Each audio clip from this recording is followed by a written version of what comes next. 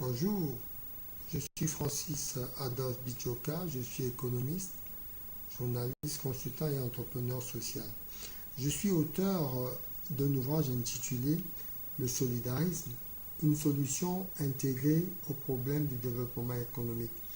Ouvrage dans lequel j'aborde la théorie du développement sous, n'est-ce pas, l'angle d'un nouveau paradigme que je propose qui s'appelle le solidarisme. Mais avant d'en rentrer dans les méandres du solidarisme, nous avons abordé le traitement de thématiques liées aux causes du sous-développement. Nous avons vu que le sous-développement des pays d'Afrique noire vient d'abord de leur histoire liée à l'esclavage, qui a entraîné une importante ponction de ces ressources humaines, et l'histoire liée à la colonisation, qui a amené un asservissement et un lavage de cerveau, n'est-ce pas, des populations de ces pays. Mais pourquoi? Parce que, après tout, le Cameroun est devenu indépendant, les autres pays d'Afrique noire sont devenus indépendants. Mais qu'est-ce qui fait que, jusque-là, ces pays n'arrivent pas à se développer? Ce n'étaient pas les seuls à avoir été colonisés. Il y a eu des pays en Thaïlande, en Malaisie, qui ont connu également la colonisation.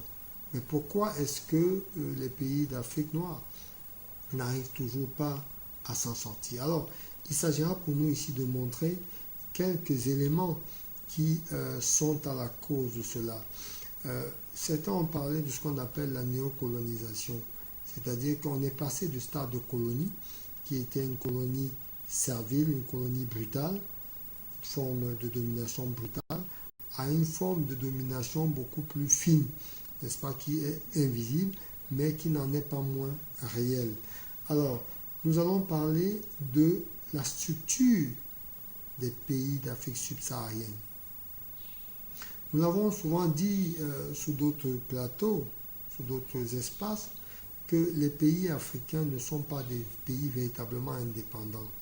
Ce sont des colonies qui ont été nationalisées parce qu'elles ont pris le nom du pays, et en même temps ces territoires sont gérés par des dirigeants qui sont des nationaux, qui sont noirs, qui sont originaires du coin, mais qui ne sont pas véritablement des pays, parce qu'un pays, c'est également la capacité de pouvoir se prendre en main.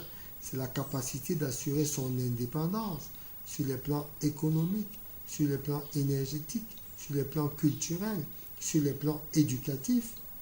Mais les pays d'Afrique subsaharienne, notamment certains pays comme le Cameroun, continuent de s'aligner, n'est-ce pas, d'aligner leur système éducatif sur le système français et européen. Lorsque, par exemple, à l'université en France, on a instauré le système des unités de valeur, immédiatement au Cameroun, on a institué à l'université un système d'unités de valeur.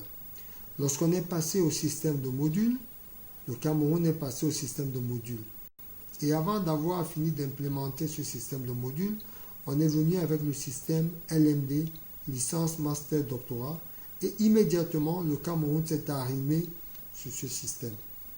Vous comprenez donc que ça montre que les dirigeants de ces pays n'ont pas la capacité, ou alors refusent de prendre la responsabilité d'élaborer des politiques éducatives, des politiques de formation qui soient compatibles avec leurs propres objectifs de développement.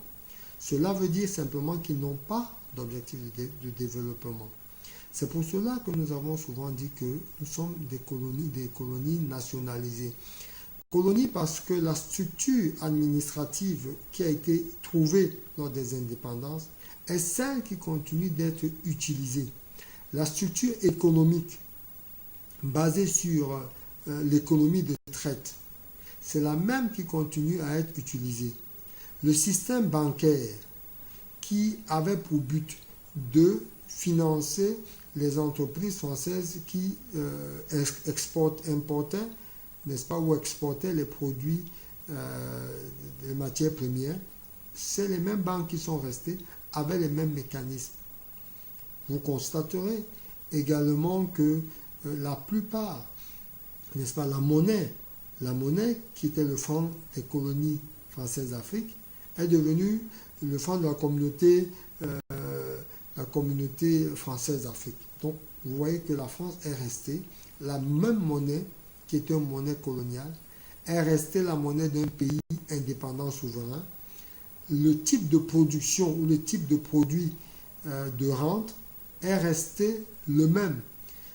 Les pays qui n'avaient toujours pas la capacité de transformer des produits, plusieurs années après, continuent de ne pas pouvoir transformer, n'est-ce pas, leurs propres matières premières. À partir de ce moment, qu'est-ce qui a changé? Ce qui a changé, c'est simplement que les revenus de ces produits ne sont plus totalement exportés en France, mais sont gérés donc par une clique de dirigeants qui eux-mêmes ne savent pas ce que c'est qu'un État. Parce que pour les plus intelligents, ils ont été formés en France dans l'école d'administration d'outre-mer. Donc c'était des administrateurs des colonies.